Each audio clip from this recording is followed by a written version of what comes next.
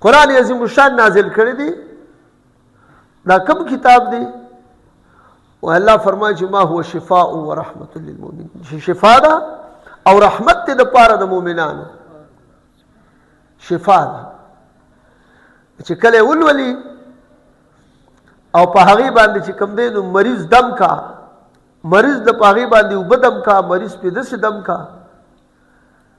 نو په دې کې چې دی چې کومې بیمارۍ د ظاهري بدن سره تعلق ساتي او هغه چې دی د میډیکل نه وي، د دم د روح سره تعلق دی، نو الله رب العزت په هغې له څه وکړي؟ شفا ورکړي. لکه مثال په طور باندې یو بادشاه یو وخت و بخاري شریف کې چې دی نو دغه حدیث مبارک هم راغلی چې ان احق ما اخذتم علیه اجر کتاب الله. او بیا د فاتحې شریفې په دغه ضمن کې مفسرین لیکي وایي نبی کریم علیه السلام یو سریه لیږلې وه د جهاد دپاره. سریه دې ته وایي چې پیغمبر علیه السلام سره په خپله باندې به نفس نفیس نه او صحابه جهاد لاړ شي، دغې ته سریه وایي. او غزوه دې ته وایي چې رسول الله علیه السلام سره په خپله باندې به نفس نفیس شریک وي. را روان دي په دې لاره باندې چې راځي نو د یو ځای بادشاه دی، هغه لړم چیچلی دی. چې لړم چیچلی دی ډېر کوششونه یې وکړلو، دارو درمل هغه وخت سره چې څه وو حکیمان وغیره، خو خوند یې ونه کړ. بیا چې دی نو دوی خبر شو چې داسې ښایسته خلک راغلی دی چې هغه د دې داعیان دي چې الله واحد لا شریک دی او یو پیغمبر هغه پیغمبرۍ باندې مني او ډېر نیکان خلک دی. او بیا خو تاسو ته پته چې کله د یو سړي ضرورت پیښ شي نو خو بیا خامخا هغه طلب کوي. نو دوی راله په هغې پسې دغه شان زموږ بادشاه دی او لړم چیچلی دی، ډېر تکلیف کې دی. یو صحابي ورسره لاړ دی صحابو نه چې لاړ نو هغه چې ورغې نو لاول خو هغې ته وایي ګورې یو خبر تاسو ته کوم، زه به دا بادشاه دم کم دی به ښه شي، خو ګورې ماله به 30 ګډې بیزې راکوئ په دغه کې شکرانه کې. تاسو خیال دی غرض یې دا و چې تاسو ډاکټر صاحب ناسې نور ملګري چې هغه چاته چې دا دواییه سې میلاو شي نو د سره بیا قدر نه خیر مو دی که نه قدر یې ورسره نه.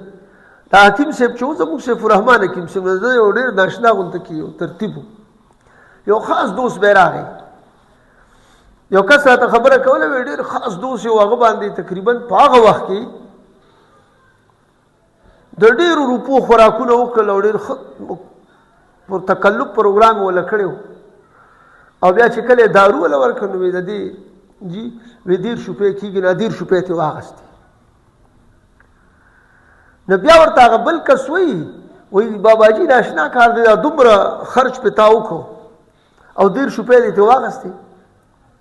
هغه ورته تاسو ته پته نشته دا چې د ده سره د دې ادارو قدر وي. تاسو خیال دی که دې وجې نه عرض مې کوم نو صحابي چې ورغی د دې بادشاه ته وایي چې جوړ به شي انشاءالله، ځکه چې هغه خو ټولې خولې د صحابو د مذوب خولې وې که نه، هغه خو هغې که خو اثر و که نه صفا ژبې وي صفا خولې وي. یاره جي هغه بادشاه دم کړ، چې دم یې کړ بس جګ جوړ شو. چې جوړ شو نو هغې ول هغه 30 ګډې بیزې چې کوم سره کړې وې نو هغه یې ول ورکړې او دا مخکې دي او دې ورپسې را روان دي. راغې صحابه کرامو کې اختلاف پیدا شو. دغه وخته پورې دا مسله لا نبی علیه السلام واضحه کړې نه وه، یعنی ضرورت نه و پېښ شوی. غرض ده خو چې کله دی رالو نو چا وی دا حرامي دي او چا وی دا ټیک دي او بس دغه هغه نبی پاک علیه السلام مبارک ته مسله راوړه. په دغسې مسله شوې وه او بادشاه لړم چیچلی او زه لاړم او داسې مو ورته وویل بیا دا ګډې بیزې را کړي دي او امې دم کړي دي. وایي ښه. پیغمبر علیه السلام ورته څه ډېر ناشنا تاریخي جواب ورکوي. دا اوس چې تاسو د دې په دې موبایلو کې په دې سوشل میډیا باندې کومې کیسې اورئ که نه نو دغه سړی اریان غونته کېږي. اوس ګورئ د حلال او د حرام هغه کور له چې کوم دی چې کوم شی حرام وي هغې ته به حرام وایي، هغه څوک دی؟ نبی علیه السلام دی. یو شی حلال دی هغې ته به حلال وایي. څوک دی؟ نبی کریم علیه السلام دی. د چا په اذن باندې؟ الله رب العزت په اذن. نو نبی علیه السلام ورته څه فرمایي؟ وایي زما پکې برخه وکړې، زما پکې هم برخه وکړې. نو په ایمان یې ووایي یاره زه د څوارلس نیم سوې صدۍ خلق خو به زه لالچیان به یې ورڅه به که نه، خو صحابه لالچیان الله. پیغمبر علیه السلام هغه خو ما ته د دې څیزونو نه منع کړي، وایي زما برخه پکې وکړې. معنه دا ده چې دا حلال دي. دغې باندې فتوا حضور علیه الصلاة والسلام مبارک راله، خو په دغه ناشنا انداز کې پرې راله. اوس یاره ما ته وایي لکه تاسو د عوام اکثر وایي که نه هلکه مولیان چې څه وایي نو هغه کوی، خو چې څه کوي نو مه کوئ. داسې اکثر پکې دا کیسه میسه وکړي که نه، داسې نه ده. هغه به مفاد پرست مولیان چې څه وایي نو دا هغه کیدی چې د مشرانو د هغې پورې ویلي، دا خبره بالکل ټیک ده. خو یاره اوس دلته کې نبی علیه السلام په خپله دا په دې ترتیب سره ثابته کړه د دې زمانې د دغه سره مناسب چې زما برخه پکې هم وکړې. نو غرض دا دی چې ګورې یوازې درته وایم نه چې دا دغه دي، عملي طور هم درته وایم چې دا که ناروا وي نو ما به درته څنګه وي چې زما برخه پکې وکړې مثلا. بهرحال نو قرآن عظیم الشان چې دی نو دا څه ده؟ شفا ده. په دې طرف ته زمونږ او ستاسو د دې وجودونو د ابدانو او دې طرف ته زموږ ستا د روحانیاتو چې دی نو څه ده په دې کې هم شفا ده.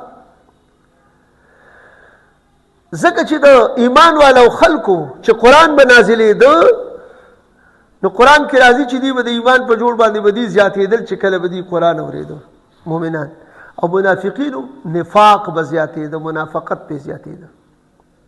ځکه الله رب العزت فرمایي چې وننزل من القرآن ما هو شفاء ورحمة للمؤمنین، د مؤمنانو دپاره شفا ده او رحمت دی.